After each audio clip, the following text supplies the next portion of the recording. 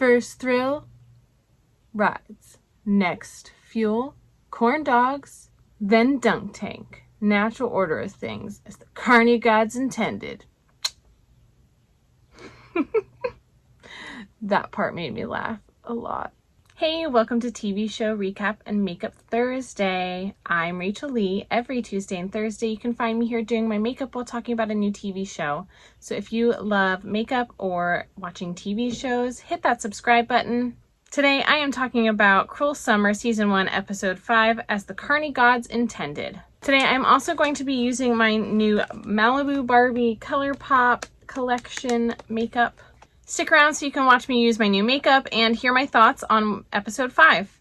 In this episode, we learn Kate lied to the cops about having spoken to Mr. Harris before the situation because she thought having spoken to him beforehand would look bad for her. In this episode, Kate finally gets up the courage to tell Jamie that she saw him meet up with Jeanette at the park and that she saw them kiss. Later on in the episode, Jamie tells her that he did meet up with Jeanette just to talk, but that he didn't kiss her, and that he says to Kate, "Your memory's been shaky lately. Are you sure you're not just imagining what you want to see?" This is where Kate breaks up with him then for making her feel like she should doubt herself. In a scene from 1993, we see Jeanette go on her first date, and it's with a boy named Gideon. From my understanding, this is all part of the list that they were supposed to complete in 93. In a scene from 1995, where we see Jeanette at home with her dad, and she's asking him, "Are you on my side?" Because her lawyer told her she needs to find more people on her side. And her dad basically says to her, being on her side cost him everything, including his family, which to me seems really mean and hurtful to say to your own child. Saying you're on their side just because they're your child and then blaming them and telling people that I'm on your side made me lose everything. I don't get it. That just seems mean. It's not like she's the one who kidnapped or killed anyone. We find out that Jeanette's dad met his girlfriend that he's with now in 1994 when Jeanette's mom was starting to spiral from everything. So he had to go to the movie store to get the stuff, and she ended up hitting his car. So that's how they ended up meeting. There's a scene in 1993 with Mr. Harris and Kate at one of the games, and he says to Kate when they were at the garden party that he mistook her for one of the adult women because she just looked so mature, making her feel good about herself, grooming her into believing that she's more mature than all the other girls her age, and she seems older, that makes girls feel good. And I just thought that scene was completely gross, seeing how he was grooming her like that. After that whole thing, we see Mr. Harris pull Jeanette over, and he's telling her, she needs to apologize to Gideon. What she did to Gideon was wrong. She sees the scrunchie and says she'll take it and give it to Kate. Her friends, Mallory and them, they think it's really weird that he called her over to talk to her. So this is the Barbie ColourPop highlighter I'm gonna get used now.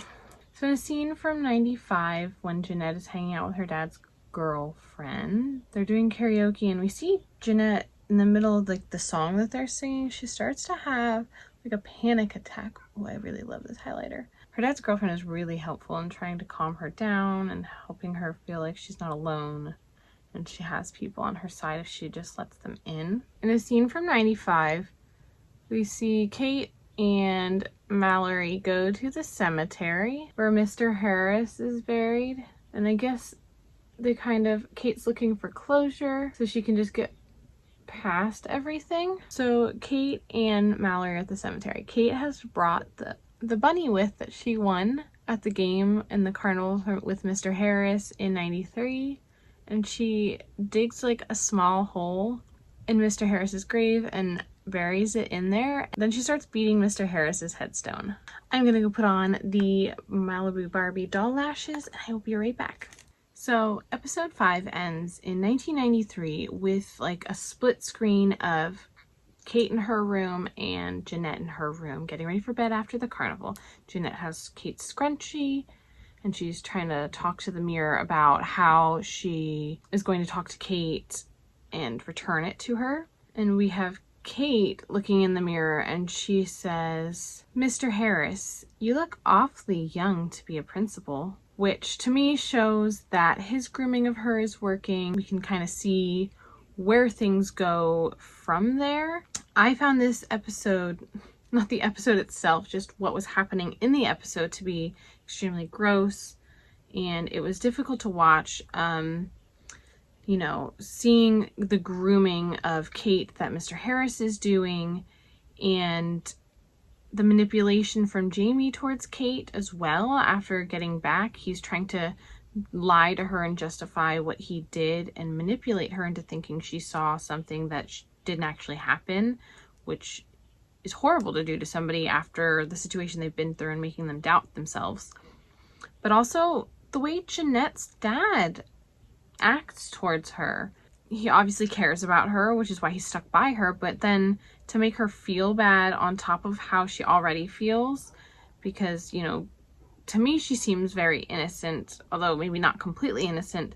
She just seems like she needs a good friend to help and guide her, and that's what her dad should be there to help guide her, and he seems more like he's just angry and upset with her. I really am loving how each episode is a single day in the span of the 3 years of 1993 to 1995, and showing everything that's happening on those days in those 3 years leading up to the events that happened, so we can find out what exactly did happen. I'm really excited to watch episode 6 next. Do you believe Kate or do you believe Jeanette?